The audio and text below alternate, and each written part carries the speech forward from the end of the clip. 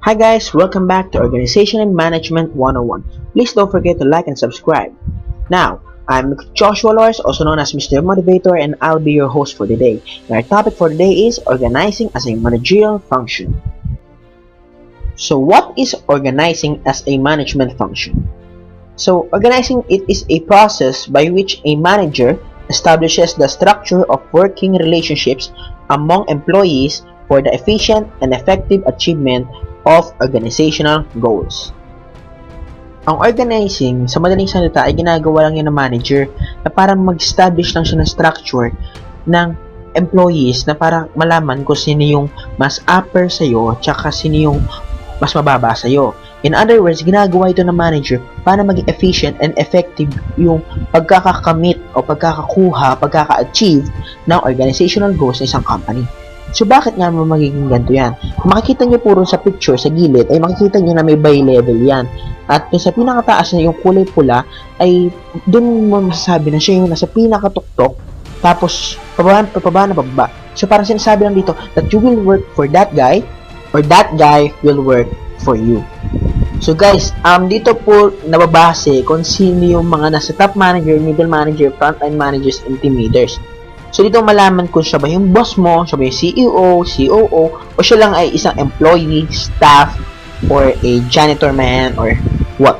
Diyan yung malaman yan sa organizing. Okay, so, guys, dito po sa picture, ano po yung pumapasok sa isip nyo, nakita nyo to. Okay, I will give you 5 seconds to think about it. Okay, time's up. So, dun sa nakikita natin ngayon, sa left side ay hindi organized. Tama ba? And sa right side ay organized. At tinan mo guys kung ano yung pinagkaibahan nilang dalawa. Sa left side, medyo nagkakaroon siya ng cramming at the same time di niya na alam kung nasa yung papel na hinahanap niya. Habang sa right side naman ay sobrang efficient yung ginagawa niya at nakasmile pa siya. At kung titingnan niyo puro sa dalawang picture sa baba, mas organized ang taong nagsusulat sa notebook at nagte-take down notes. Kaya, labas nyo na notebook nyo ngayon na habang simula pa lang. At dun sa sa left side naman, nakikita nyo naman yung clothing. Napakaayos, diba? Napakadali lang hanapin. Okay, guys, dito sa nakikita nyo ngayon, ito ang chart as organizing viewed in relationships with the other management functions. So, kung titignan nyo rito, ang planning ay to set the direction, leading to inspire effort, controlling to ensure results. Pero sa organizing, kung titingnan nyo, to create structures. Bakit to create structures? Dahil sa organizing, dyan pumapasok yung dividing of work, yung pag-arrange ng resources, and yung coordinating activities na ginagawa sa loob ng isang company. Okay guys, so dito po ngayon sa organizing as a process, this is basically the steps kung paano ginagawa ang organizing. So, let's go to the first one. Step 1, formulating activities, policies, and plans. Actually, gagawa nito sa planning and of course, it's self-explanatory. So, let's proceed to step 2, identifying and classifying tasks. Kailangan mo ma-identify tsaka kailangan natin ma-classify yung task na binigay sa atin. Okay? Then, number 3, of course, we need to group the task. Kung sino yung gagawa nito per group. For example, sa accounting, sa finance, and sa commissary. So, proceeding to step 4, the delegation authority. This is the process of assigning tasks to the employees of the company. And proceeding to step 5, coordinating authority. This is nakasulat na mismo, coordinating, that magko-coordinate ang mga employees isang group. So, what is organizational structures? Organizational structures is the system of tasks, workflows, reporting relationships, and communication channels that link together diverse individuals and group. So, kung may libro po kayo, buksan niyo po yung libro niyo sa page 188 and nakasulat po ito na ang organizational structures is concerned with questions such as who reports to whom, and who does what, and where is the work done. So, sinasabi nila dito na parang ito ang organization structures ay isa siyang system lang may mismong task, workflows, yan ang kasunod na reporting, relationships, and yung communication channels between person to a person or a group to a group. Parang ano sila parang dito malaman kung sino yung kailangan mo tanungin in a specific area or specific work. Sa formal structures po, ay dito mo makikita yung structure ng isang organization in its official state. And it is a chart or an organizational chart or diagram describing the reporting relationships and the formal arrangement of work positions in an organization. And an organizational chart identifies the following aspects of formal structures: the division of work, supervisory relationships, communication channels, major subunits, and the level of. So guys, ito po yung example ng isang formal organizational structures. Makikita nyo po yung ganito na ng perpetual dun po sa may high school office sa main building sa first floor. Puntahan nyo po at ganyan po mismo yung itsura nun. Makikita nyo po na ito po yung pinaka-formal niya, na makikita nyo chairman na sa taas, vice chairman, and so on and so forth, pababa po. At malalaman nyo rito kung sino yung kailangan mag-report sa ganito, sino yung mas mataas sa kanya, sino yung mas mababa sa kanya, sino lang yung employees lang, sino yung pinaka-big boss, sino yung mga managers ng middle class. So mga ganun, makikita nyo po rito sa formal organizational structure kung sino yung may in charge or sino yung may power in a company.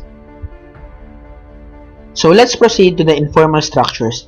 So, ano nga bang informal structures? Ito ay isang shadow organization made up of the unofficial but often critical working relationships between organizational members. So, sobrang daming companies na nakita ko o nahawakan namin ay meron talaga informal structure or shadow organization na nandun mismo sa loob ng isang company. At, for example, bibigyan ko kayo ng example. Parang isang branch manager, sabihin natin sa Manila, ay nakikipag-usap or nakikikuha ng details sa isang employee sa isang branch sa Pampanga. Example ganun. Parang nagkakaroon sila ng connection na hindi naman dapat magkaroon ng link. Of course, doing this kind of structure may have potential advantages, just like it helps people accomplish their work faster, overcoming the limits of the formal structure, gaining access to interpersonal networks, and informal learning. Of course, informal structures also have potential disadvantage, just like it may work against the best interest of the entire organization, the susceptibility to rumors, and it may carry inaccurate information or may breed resistance to change or diversion of efforts from important objectives. So this is the example chart of informal organizational structure. As you can see, kung makikita tingnan nyo yung vice president ng production, nang inialam siya sa ibang groups na hindi naman dapat sa kanya, and same as the Vice President of Finance and the Vice President of Marketing. Actually, marami na akong nakikita ganito in other companies na medyo nagkakaroon sila ng lituhan, tsaka nagkakaroon sila ng parang kaguluhan dahil sa mga rumors na hindi naman dapat talaga nila i-spread o hindi naman talaga dapat nila malaman dahil hindi naman talaga sila part ng group na yon or work na yon. At ang advantages din dito ay marami silang nalalaman tungkol sa company na pwede nila maayos o pwede nila makasira sa company mismo. Okay, so let's proceed to our first topic, departmentalization. So what is departmentalization? It is subdividing work and workers into separate organizational units responsible for completing particular tasks. Of course, kailangan ang departmentalization sa isang company. Kasi kapag hindi nagawa ang departmentalization sa isang company, ay guguho ito, promise. Dahil di mo naman pwede pagsabay-sabayin ang finance, ang accounting, ang management, at ang sales na isang tauhan lang o isang group lang ay magkakagulo talaga sila. Kaya nga, di ba, kapag nagkakaroon tayo ng group work, ay hindi naman pwede na ikaw na yung materials, ikaw na yung gagawa, ikaw pa magde-design, tapos ikaw pa magre-report. Hindi ba pwede ganoon? Kaya nga, di ba may na-assign tayong tao, may na-assign tayong group, na sila gagawa dapat ng ganitong bagay, sila gagawa ng ganitong bagay, sila gagawa ng ganyan. Para hindi magagulo-gulo ang isang buong group o isang buong company. Ang departmentalization ay may 5 methods: functional, product, customer, geographic, and matrix. Now, let's start with the functional.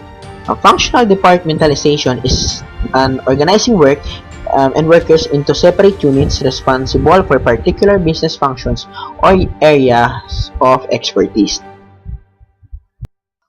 So, dito sa functional departmentalization, dito makikita na yung mga tao ay siniseparate based on their area of expertise, tsaka nilalagay sila sa isang business functions. For example, sa accounting ka, sa finance ka kung doon ka magaling, sa sales ka kung doon ka expert or what, based to sa skills ng tao, skill set ng isang employee sa isang company.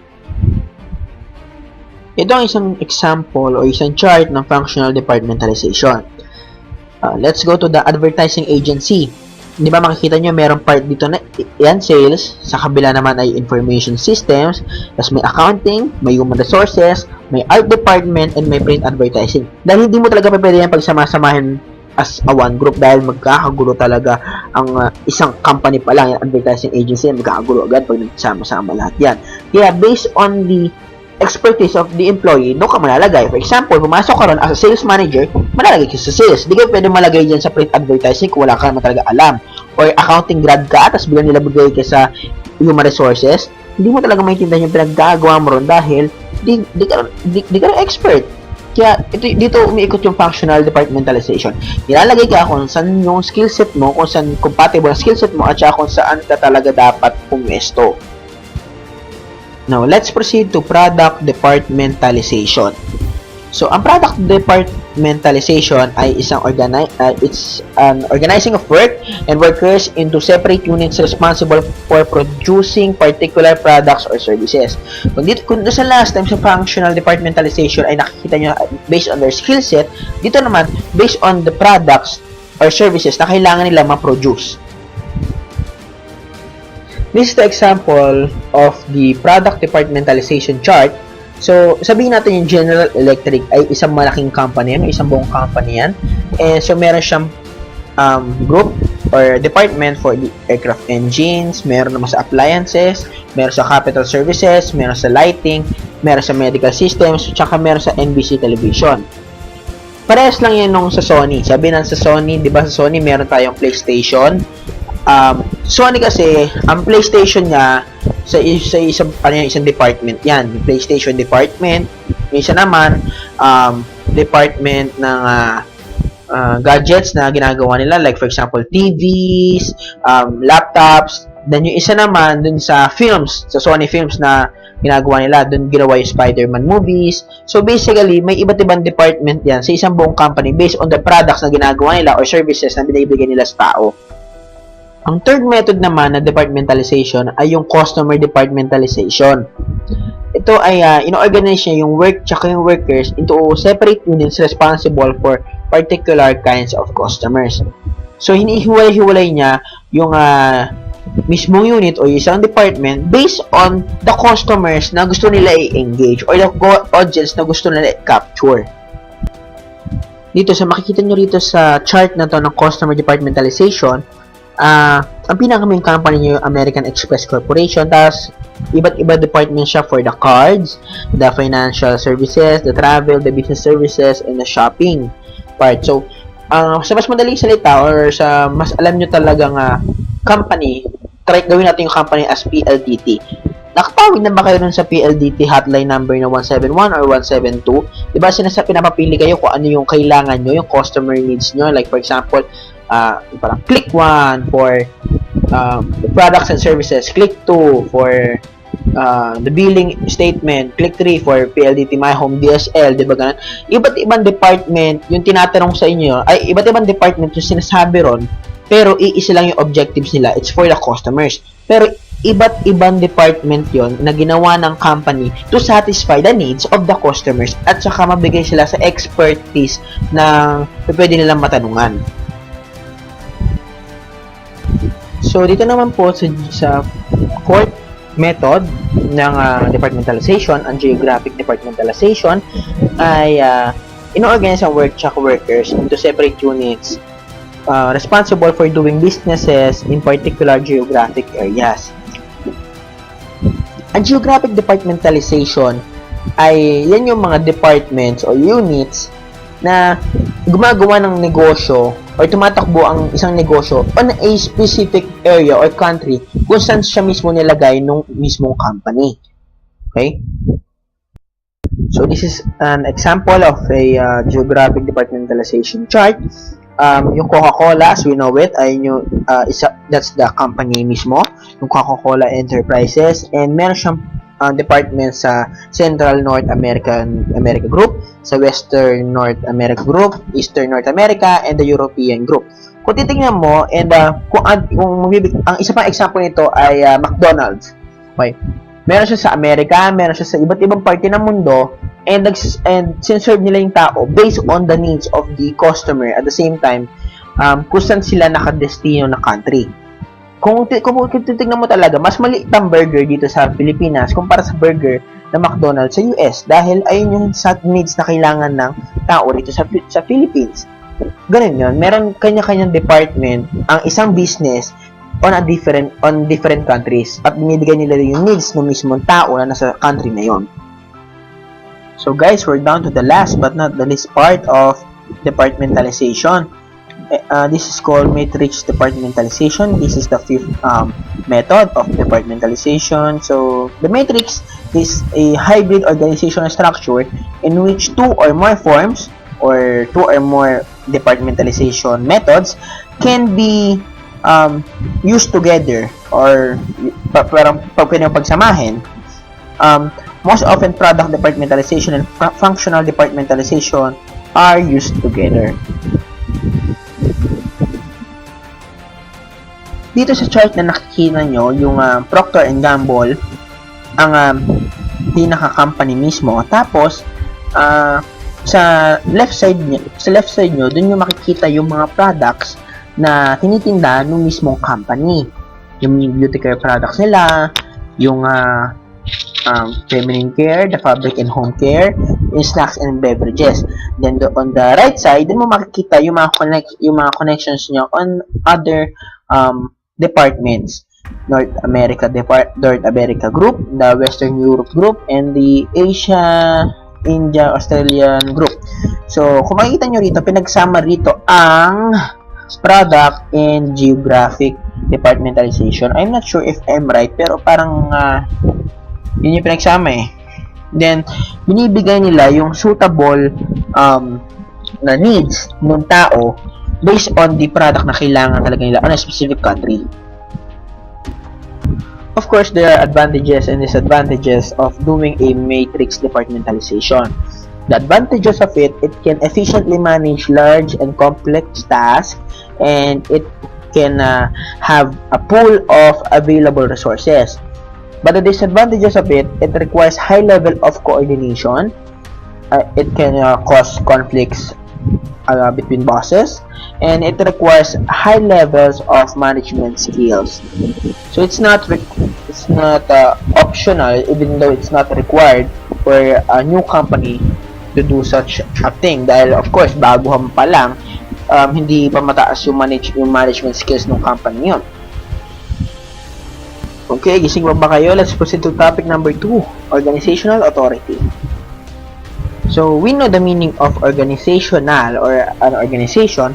Now, let's focus on the meaning of the authority itself. Authority is the right to give commands, take action, and make decisions to achieve organizational objectives. Okay, so let me ask you something. Sino ang merong authority dito sa dalawang to? Manager o yung employee? Of course, a manager. Dahil siya yung nagbibigay ng command, siya yung may authority over the employee na nasa ilalim niya. Kung titignan niyo yung organizational structure. Siya yung merong command, meron siyang power, meron siyang authority na pwede siya mag-take action or pwede siya gumawa ng decision na makakabuti o para makuha yung organizational goals or objectives ng mismong kumpanya. So the chain of command, it is a vertical line of authority that clarifies who reports to whom throughout the organization. Ang ibig sabihin ng chain of command ay malalaman mo dapat kung kanino ka magre-report actually, kung kanino magre-report. Kung mabalikan natin yung organizational structures, makikita mo ron yung nasa taas, siya yung pinaka-boss or siya yung pinaka-branch manager. Kasi sa baba naman, siya yung parang an employee or nasa babang level. Kung titignan nyo, yung employee ang dapat magre-report sa manager, sa branch manager. Tapos yung branch manager magre-report naman sa regional manager. Pataas ng pataas yan. Yan nga chain of command, diba? It's a chain, a vertical line ng authority mismo. Para maliwanagan kung sino dapat yung magre-report dun sa mas nakakataas sa kanya. Okay? And let's proceed to the unity of command. It is a management principle that workers should report to just one boss. Actually, pwede naman to gawin ng isang company if gusto talaga nila na lahat ng employees niya ay magre-report lang sa isang boss at wala nang iba. Yun na mismo. Siya na. So, let's talk about the line versus staff authority. Yun mo tayo sa line authority. Sa line authority, it means that he or she has the right to command subordinates in the chain of command. And that kind of activity or that kind of authority can contribute directly to creating or selling the company's products. So, ibig sabihin dito ay ang line authority ay meron siyang right or meron siyang power na pwede niya mautusan o pwede niya bigyan ng command yung subordinates niya na nasa ilalim niya. Okay? At pwede ito mag-contribute sa company by increasing the sales or creating a new product or creating a new view or perspective in the company's goals. The staff authority naman, so the staff authority has the right to advise but not command others who are not subordinates in the chain of command. This kind of activity does not contribute directly to creating or selling the company's products, but instead, it supports the line activities. So, ibig sabihin po rito ay ang staff authority ay nagbibigay lang sila ng advice dun sa mga nakakataas sa kanila, hindi sa mga subordinates nila, pero dun sa nakakataas sa kanila na para makatulong or mabigay ng support sa idea ng line authority. Let's proceed to the delegation of authority. This kind of authority is like an assignment of direct authority and responsibility to a subordinate to complete task for which the manager is normally responsible. The delegation of authority is the task by which the manager is normally responsible and yung manager mismo ang mag-a-assign sa subordinate niya ng the manager will assign direct authority and responsibility to a subordinate to complete a certain task para magawa niya yung isang bagay. And kapag hindi yun nagawa, or kapag nagawa yun, or natapos, or hindi, the manager will be the accountable of that certain job. Siya yung mabibigyan ng parang credits. Ganun. Yan. As you can see dito sa chart, this is the process of delegation of authority. Yung manager ay nagbibigay siya ng responsibility tsaka ng authority dun sa subordinate. And kung ano man gawin ng subordinate na yon, kung gawin niya in the bad terms or in good terms, ay ang magiging accountable dun yung manager niya mismo. One of the best example of delegation of authority is, for example, a class advisor assigned a leader for a certain project on a class sa isang buong klase. Then anong nangyari, hindi nasunod or hindi nagawa ng maayos at nagkaroon ng problema yung project na yon at hindi nagustuhan nung sabihin natin ng dean, ang magiging accountable doon yung nag-assign, yung advisor mismo magiging accountable doon sa ginawa nung subordinate. o nung inassign. Of course, alam ko, familiar na kayo dito sa centralization and decentralization. So, i-recap lang natin to. Ay, centralization is the concentration of authority for making most decision at the top levels of the organization. Ang ibig sabihin to, ang centralization ay ginagawa lang yung mga decision by the top managers or the top level, like the CEO, the COO, sila lang gumagawa ng decisions for the whole organization. And then, yung decentralization ay the dispersion of authority to make decisions throughout all levels of the organization. So, ang gumagawa nito, yung mga nasa lower class na, siguro yung mga nasa middle class, ang gumagawa na nito dahil dispersion of authority na yan by different level no organization, different branches or different departments. Now, let's proceed to topic 3, job design. So, first of all, ano nga ba ang job design? Job design is the number, kind, and variety that individual workers perform in doing their jobs. As you can see, job designs has 4 parts: job simplification, job rotation, job enrichment, and job enlargement. Job simplification can be also known as job specialization. So let's start with the first, job specialization. Job specialization is a job composed of small part of a larger task or process.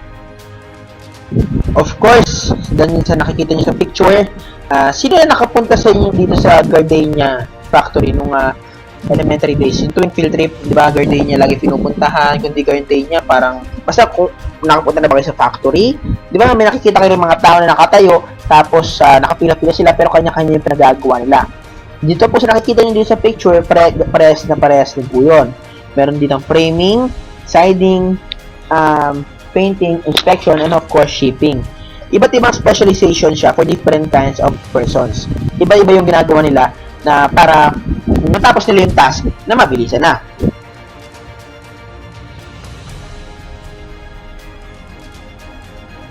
Okay, so let's proceed to the second part, job rotation. Periodically moving workers from one specialized job to another give them more variety and the opportunity to use different skills. One great example is the Jollibee Foods Corporation. Of course, pag nandoon ka sa isang Jollibee branch, hindi na pwede na ikaw lagi yung drive-thru girl or drive-thru boy. Of course, magiging waitress ka rin, magiging cashier ka, magiging fry cook ka, magiging burger man ka. Of course, iba-iba yan. Iba-ibahin talaga nila dahil of course, masasawa ang employees at may malaking chance na mag-resign sa trabaho kung yun lang gagawin nila at wala silang experience na iba pa. At hindi nila magagamit yung ibang skills na meron sila na hindi alam ng company na meron pala. Kung titignan yung picture sa baba, siguro parang ano siya for a baby to grow as an adult. So, hindi rin yung increase level of health, tapos biglang mag-improve ang performance, yung productivity, mag-increase din, the knowledge level habang tumatagal, natututo, then matututo sila how to innovate, then of course mag-increase ang workload. Now, let's proceed to the third part, the job enlargement. So, job enlargement is the increasing the number of different tasks that a worker performs within one particular job. One of the best examples of this is the Jollibee drive-thru boy or girl na pwede naman na i-separate yung trabaho ng pag-take ng order tsaka pagbabayad ng peras dun sa cashier. Pero ang ginawa ng Jollibee and McDo ay pinag-isa na lang. So, pwede yung maging job enlargement dahil nag-increase sila ng number of tasks sa isang worker on a specific or a particular job.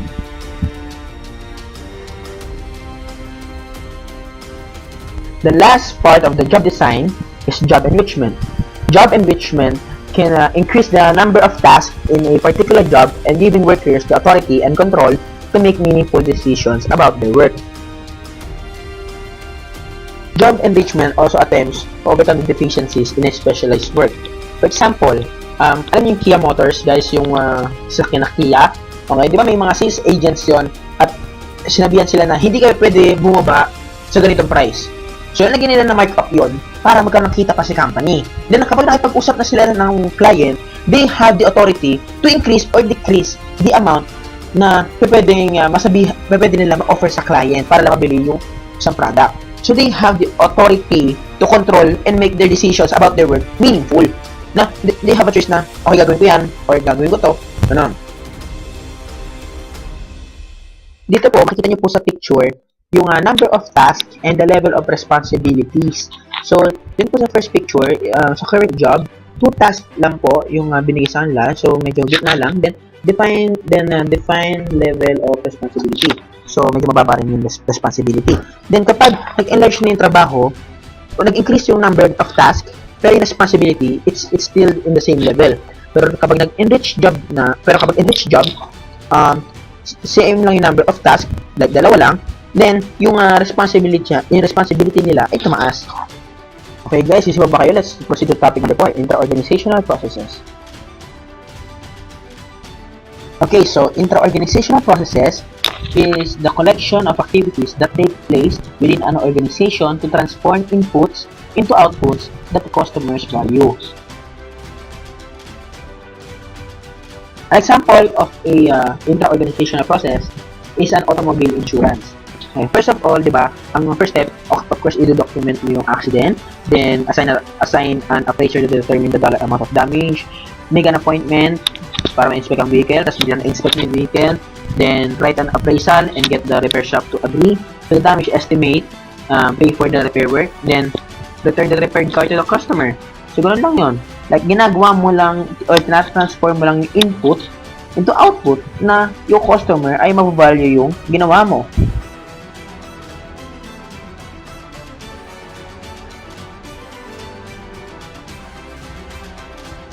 You can see this at page 209 of your book.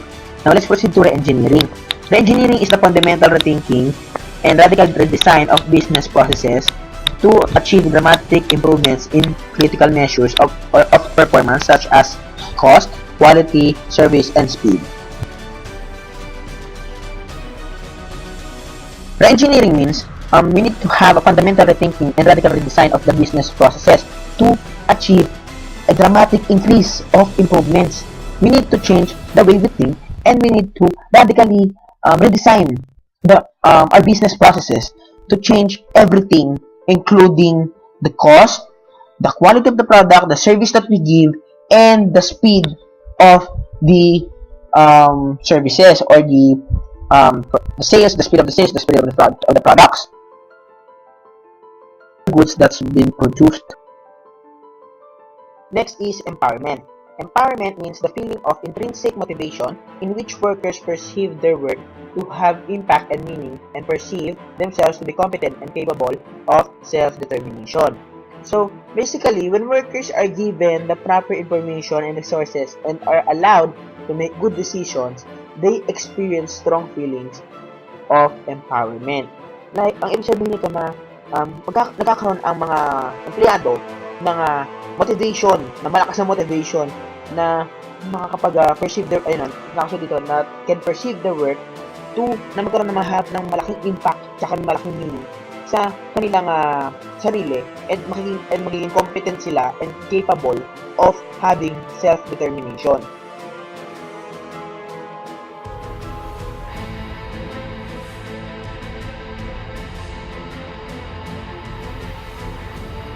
This is the last part of the intra-organizational processes. So basically, behavior informality is a workplace atmosphere characterized by spontaneity, casualness, and interpersonal familiarity. While behavioral formality is a workplace atmosphere characterized by a routine and regimen, specific rules about how to behave, and personal attachment. So in other words, behavioral informality, parang wala naman, parang casual lang naman sila, like parang meron silang interpersonal familiarity with each other at the workplace. While behavioral formality, meron ka dapat kung na rules about how to behave, and impersonal detachment. Nadidetach ka sa sarili mo, like parang mawala yung cool mo, like hindi ka ma-relax, gano'n.